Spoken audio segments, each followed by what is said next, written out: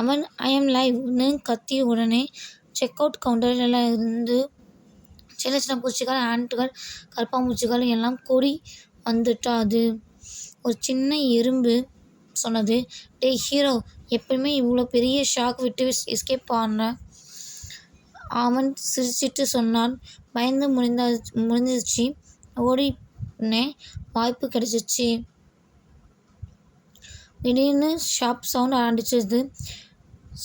Security garden வற்ற சத்தம் கேட்டது. எல்லாரும் பதறினார். ஆனால் நான் ஹீரோ சொன்னேன், பயப்படாதே, பிளான் பி இருக்கு.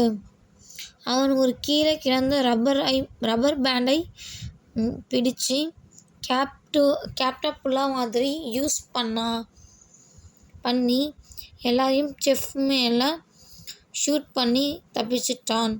மாரல் ஸ்டோரி, தனியாக தைரியமாக போதாது, டீம் ஒர்க்கும் வேணும்.